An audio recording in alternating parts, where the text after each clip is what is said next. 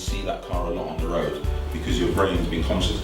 And goals is similar thing. Setting a goal and just setting it in your head is not as strong as writing it down. When you write it down, it becomes stronger. If you visualize it somewhere where you see it regularly, it's stronger. And the next one is if you share it with somebody that will remind you about it or will hold you to account to it, it raises it another level again. So for example, you can do it with your children, if anybody's got children. If you said, for example, if I hit my goal by the end of this year, we're going Disney World. The worst person to share this with is a child, by the way. Because what will a child do from tomorrow? We're not looking Every day they're going to ask you, have you hit your goal? Right? Are we going? Are we there yet? Are we there yet? Have you booked it yet? When we going, right? They're going to ask you every day until the time. So one of the best accountable people to be accountable to is your children, because if you ever mention something to a child, they don't forget. There's a funny McDonald's advert where a man is his daughter asked, how does babies come? So he thinks, right, this is a difficult question. Let's go McDonald's to try and turn her off the scent. And then they show the scene where they're having McDonald's together, and then she turns around to her dad and says, so now you're going to tell me how babies are born? It didn't work.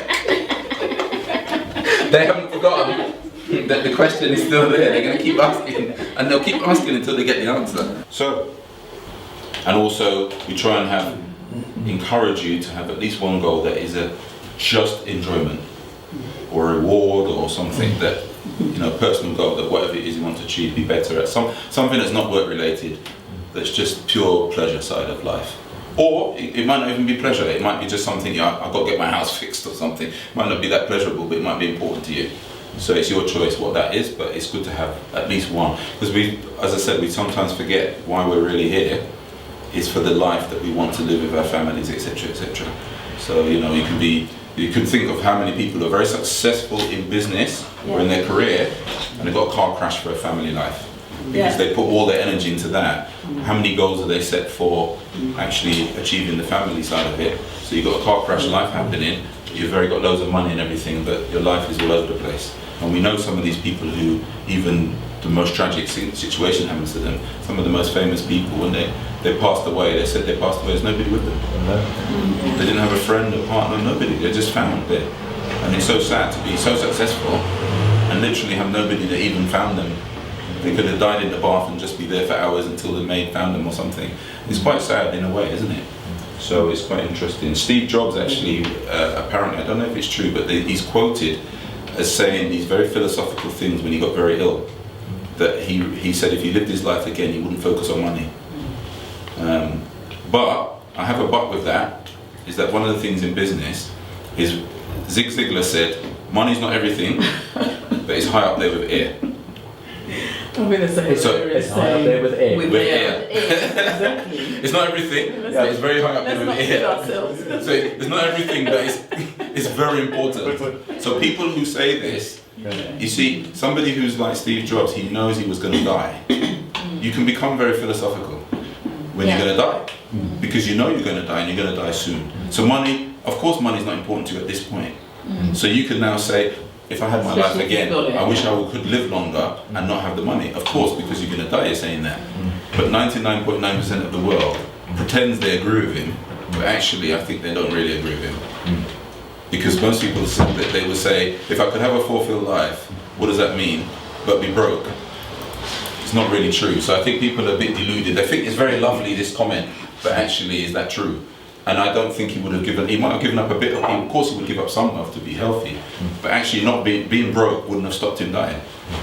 So the experiences and the quality of the life he had was still probably higher than many people because he did have the access to the wealth. So so I think you can be very philosophical about these things.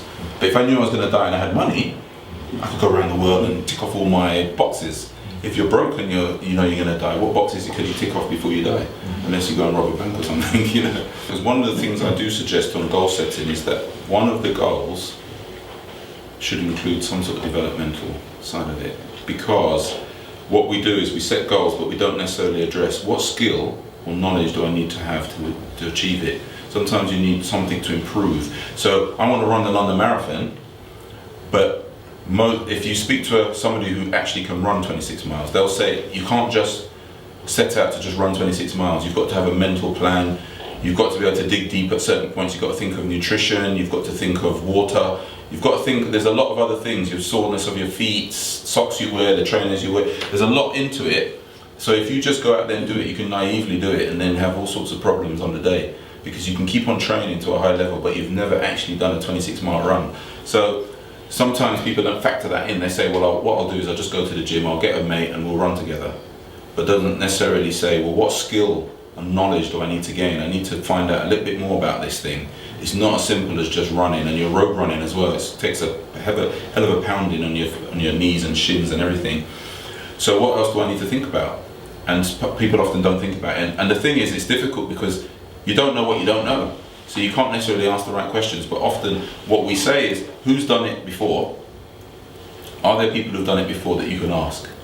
What else do I need to think about? And that's one of the best questions sometimes, is what else do I need to think about when I'm doing this? So if you're launching a yoga site, somebody else who maybe has done an online site, what other things happened, or what other things did you have to learn to make this very successful? And that can help you in saying, well, I didn't think of that, or why would you think of it? Because you haven't gone through the experience yet. Somebody who's done it for a few years and they said, look, the big mistake I made was this, this and this. You could have avoided the 5 years of learning to make that mistake by doing it at the beginning and saying, right, from the beginning, make sure you do X. And it can save you a lot of hassle. So it's really important that we think about how we can grow our learning, and the better understanding we have of each other. I think I might have it on here actually. For you. So much ones we've done over the years. I wanted to show you very quickly a disc. Has anybody seen the disc? I think you mentioned it to us before. That's the profile, isn't it? The personal. Yes. It's back. You already passed it. I think I had it earlier, didn't it? That's okay. Now, I won't go into the detail of it, but it's worth having a look at it, especially when you have teams. So you know the different personality types of people. Are they extroverted, introverted, task-based or people-based? And a lot of tension in teams and managing people and getting the success, even out of yourself, is being aware of what you are on here.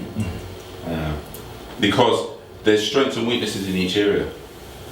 And what you can do is, the more you're aware of it, it's kind of an emotional intelligence thing, the more you're aware of the weaknesses of any one area, if you're trying to be something that needs a little bit more of a different type, then you can develop yourself along that line.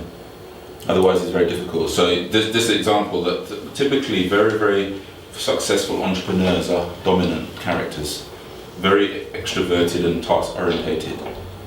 To the point of the extreme examples, sometimes you get the Donald Trumps or Alan Sugar, in terms of famous people who appear to be so focused on their success that they appear to not be that worried about who dislikes them as a result, or who they fall out with as a result, because success is more important than anything else.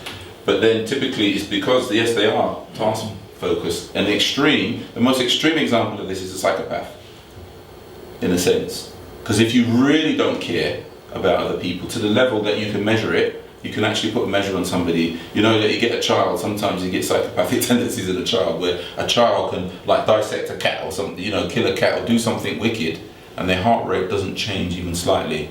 They have no emotional connection to the wickedness in which they did. And if you grow up like that, you're the most extreme task-based person that literally has no care about how other people feel at all, which can make you very focused and achieved. And that's why some of the highest achievers in the world are in this category, but they often have a destructive personal lives because they've sacrificed everything for the task.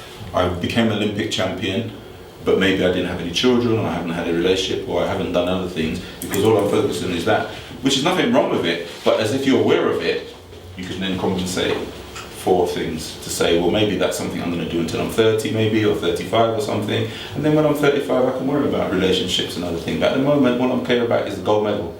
If I get the gold medal, that's all I'm interested in. Maybe I will lose friends, I don't care, I want to win the gold medal. The other person who does wants to party and have friends, maybe they don't achieve it. So, it's just being aware of it, different personalities. So it's worth having a look at this profiling. We're not going to focus on it too much today, but definitely when you're in teams, it's worth having a look. So let's keep going. Initial thoughts, please open the book. Just jot down some initial thoughts, just give you a few seconds, just to jot down some initial thoughts. Anything that comes into your mind about this, as I said, the successes you've had, things that have been challenges that have got in the way, and just some initial thoughts about what may be the goals for the next few months. I'll give you a few seconds to do that. If you drive a car and take your hand off the steering wheel, you'll hit something. Most of the time you're not making a big change, but even on a motorway you're just making slight adjustments on your way to keep going on track. And that's how life should be. We just make small adjustments, but you can't make small adjustments if you have no idea. Sometimes I drive, if I'm going a long way, with the sat-nav on, even though I know where I'm going. Because what the sat-nav tells you, it gives you some information that you wouldn't know. So I can't guess.